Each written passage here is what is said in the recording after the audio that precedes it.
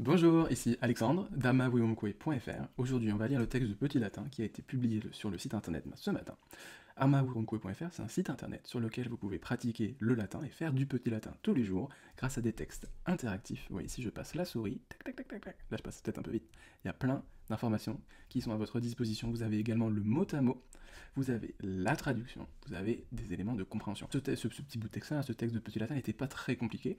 En tout cas, il ne présentait pas des phénomènes grammaticaux très variés, et donc j'ai mis assez peu de notes de compréhension, mais on va les regarder ensemble, on ne va pas tout traduire, on ne va pas retraduire ensemble le texte. Moi, je voudrais qu'on se concentre sur surtout le dernier point de compréhension qui est présent ici.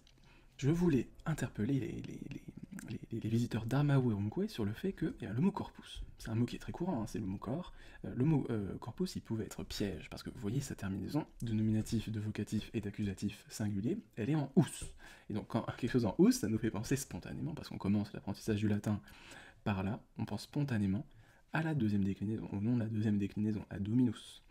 Alors qu'ici, suum corpus, là vous voyez, l'embrouille elle est là, on la voit tout de suite, c'est que corpus c'est un nom neutre, et vous voyez si vous passez la souris, et bien vous avez l'information qui s'affiche directement.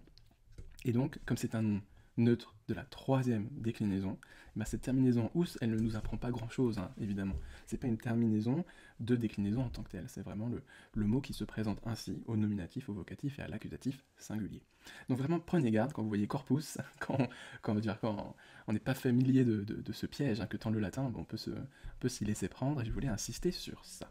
Bon, bien, c'était tout ce que j'avais envie d'aborder avec vous aujourd'hui à partir de ce texte de Petit Latin du vendredi 16 août 2024. Surtout, n'hésitez pas à vous connecter sur armawurumque.fr. Vous pouvez rentrer votre adresse mail et obtenir un accès à l'ensemble des textes de Petit Latin qui ont été publiés à ce jour. Il y en a maintenant une dizaine.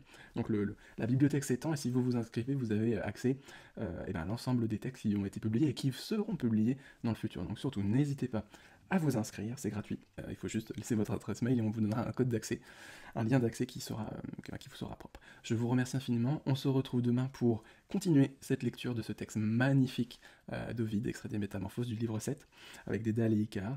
Je vous souhaite en attendant de passer un bon moment avec le latin, profitez bien de tous ces textes pour passer un bon moment intellectuel, culturel, linguistique, et on se retrouve demain pour un nouveau texte d'Ovide. Je vous remercie.